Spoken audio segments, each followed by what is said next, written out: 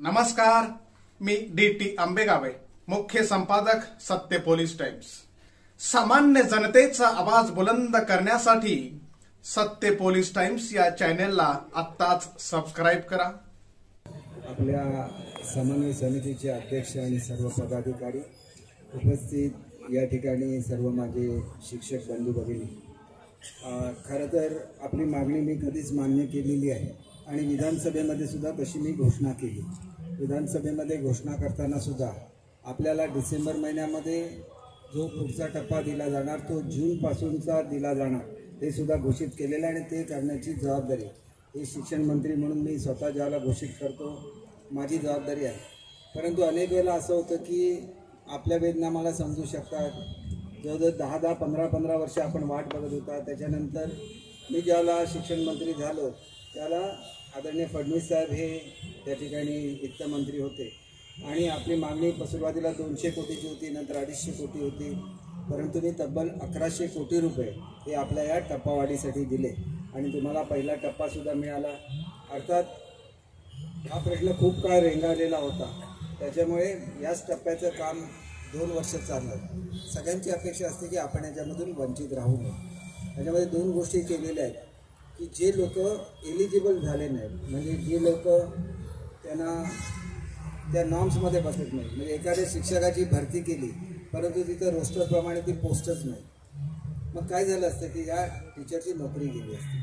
त्याच्यामुळे माझा जो प्रस्ताव आहे जो मी मंत्रिमंडळाकडे दिलेला आहे त्याच्यामध्ये याला प्रोटेक्शन दिलेलं आहे की 11 टप्प्यावर 20 टप्प्यावर असेल आणि तो अनएलिजिबल राहिला तरी तो 20 टप्प्यावरच राहणार, परंतु ज्याला त्याच्या शाळेमध्ये ती पोस्ट वेकंट होईल त्याला नॅचरली त्याला पहिला प्रायोरिटी दिली जाणार आणि तो 40 टप्प्यावर दिला जाणार।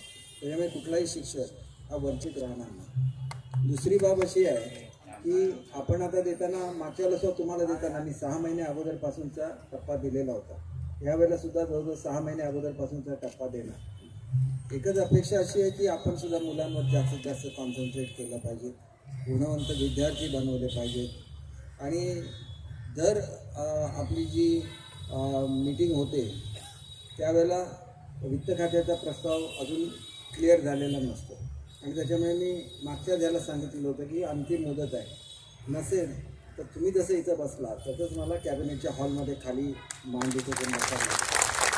मी तुम्हाला नुसतं सांगत नाही, उद्या तुम्ही बघाल की प्रत्यक्षात हे घडताना अख्खा महाराष्ट्र बघेल।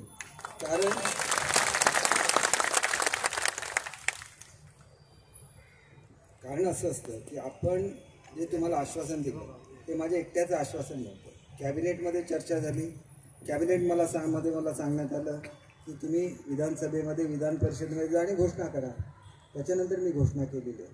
त्याच्यामुळे ही संयुक्तिक जबाबदारी आहे आणि ही प्रत्येकाची जबाबदारी आहे। अनेक वर्ष 15 20 वर्ष काही पगार न घेता जे शिक्षक पुढे कधीतरी आपल्याला न्याय मिळावे म्हणून जे थांबलेले होते त्यांना न्याय देण्याचं काम पहिल्या टप्प्यामध्ये आपण केलं। दुसऱ्या टप्प्यामध्ये सुद्धा काम करत असताना काही प्रश्न होते महाराष्ट्राचे, उदाहरणार्थ आदिवासी भाग आहे जो डोंगराळ असतो, त्याच्यामध्ये मुलांची संख्या कमी भरते। माझ्या प्रस्तावामध्ये असं सुद्धा आहे की 20 ही जी संख्या आहे डोंगराळ भागाला ती याच्या पुढच्या काळामध्ये आम्ही 15 करणार आहोत, जेणेकरून पुरेशी संख्या नाही म्हणून शिक्षक कमी होणार नाही किंवा शिक्षकावर अन्यायसुद्धा होणार नाही। अनेक ठिकाणी ज्या मायनॉरिटीच्या शाळा आहेत तिथं मायनॉरिटीच्या लोकांची संख्या कमी असते आणि त्याच्यामुळे त्यांची 30ची संख्या भरू शकत नाही, तिथं मी 20ची संख्यासुद्धा देण्याचा निर्णय घेतलेला आहे। ज्या ठिकाणी शेवटच्या वर्गामध्ये संख्या कमी आहे परंतु आदल्या जे वर्ग आहेत त्याच्यामध्ये पटसंख्या असेल तर सगळ्यांची टोटल करून त्याचे ॲव्हरेज करण्याची सुद्धा व्यवस्था केलेली आहे। एकच मी जे करू शकत नाही ते म्हणजे 2013ला GR निघाला आणि 2014ची तुम्ही संख्या धरा म्हटलं तर ते कायद्याच्या दृष्टीने शक्य नसतं। अनेक लोक मग कोर्टामध्ये जातील, त्याच्यामधून तुमची होणारी कामंसुद्धा थांबतील आणि त्याच्यामुळे जे काय करता येतं ते केलेलं आहे। त्या शाळा जरी विकसित झाल्या तरी त्याच्यामधले जे टीचर्स आहेत त्यांना जो प्राधान्याने घेईल त्यांनाच प्रायव्हेट शाळा देण्याच्या संदर्भात मी जर त्यावेळेला शिक्षण मंत्री असलो 100% अगोदर ह्या शिक्षकांना घ्या तर मी परवानगी देतो, अशी भूमिका मी घेईन, एवढं मी आपल्याला सांगतो। कोणावर अन्याय करणं हा आपला कधी स्वभाव राहिलेला नाही आणि तुम्ही आता साईबांची प्रार्थना केली, मी स्वतः साईबांचा भक्त आहे, 100% साईबाबा तुम्हाला देणार एवढं सांगतो। मनापासून आभार मानतो। त्याला सुद्धा जायचं आहे. तर तो एक सांगतो, आपण शिक्षक आहोत, आपण शिस्त पाळली पाहिजे. किती जरी झालं तरी आपण ही भूमिका करता. म्हणजे तुमच्या नावाच्या मागे मी TR लावायचं अलाव केलं. का केलं तर तुम्हाला तुमची गाडी कोणी अडवता कामा नये. लोकांना कळलं पाहिजे की ह्याच्यामध्ये बसलेला एक चांगलं काम करणारा असा एक समाजाचा अंग आहे. जसं डॉक्टरचे जेवढं महत्त्व असतं तेवढं महत्त्व मी तुम्हाला दिलेलं आहे. आणि त्याच्यामुळे ते जे तुमचं एक मोठेपणा केलेला आहे तो तुम्ही त्याचंसुद्धा महात्म्य राखलं पाहिजे. अन्याय होऊ शकतो, उशीर होऊ शकतो, परंतु आपण कधी संयम सोडायचा नसतो. श्रद्धा आणि सबुरी हा साईबाबांनी दिलेला आपल्याला मंत्र आहे. तुम्ही शांतपणे घरी जा. तुम्ही जेवढं आंदोलन करतात तेवढंच आंदोलन तुमच्यासाठी मी उद्या करेन एवढी आपल्याला ग्वाही देतो आणि माझे 2 शब्द संपवतो.